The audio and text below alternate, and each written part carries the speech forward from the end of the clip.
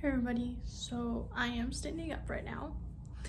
I have nowhere to sit, so I'm standing up right now. So today is the 29th. I was supposed to read the last 4 stories starting on the 28th, but I have a terrible sleep schedule and I just ended up sleeping like a huge, I think like 13 hours. So that did end up happening.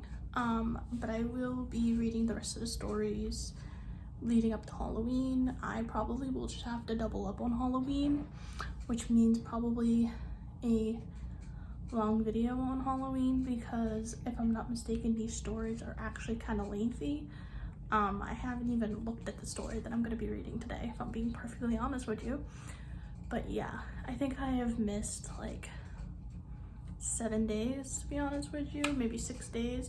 If you hear a noise in the background, I did recently get a guinea pig and she is drinking her water right now. So there's that. I just wanted to say that, and sorry for missing so many videos, but one, I haven't made any more stories, so I wanted it to stretch out to Halloween, and two, just a lot's been going on and I just really haven't been in the mood to read. Also, my sleep schedule's been fucked and I haven't had any motivation to fix it, but I'm gonna try and do that now. Actually, I think I did fix it because I slept like 13 hours, but on to the story. This story is called Footsteps. It was written on 10/8/2023.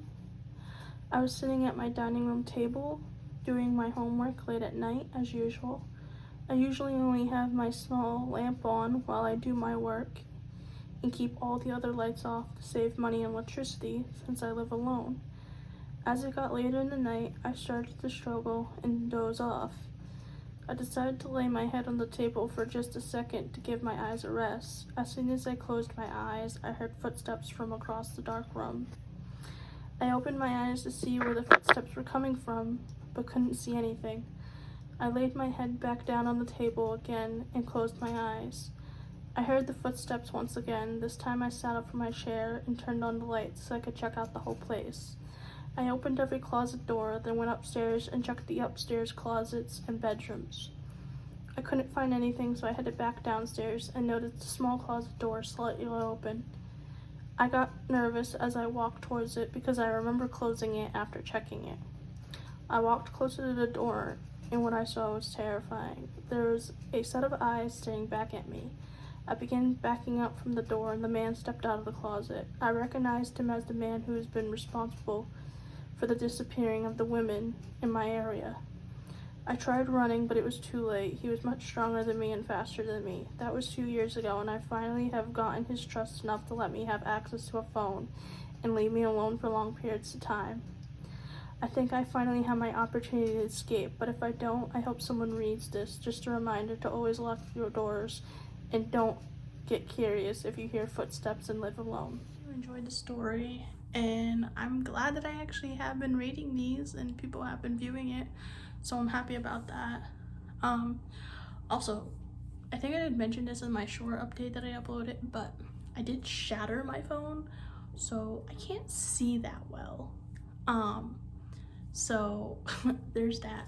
I'm sorry if I fucked up my tripod.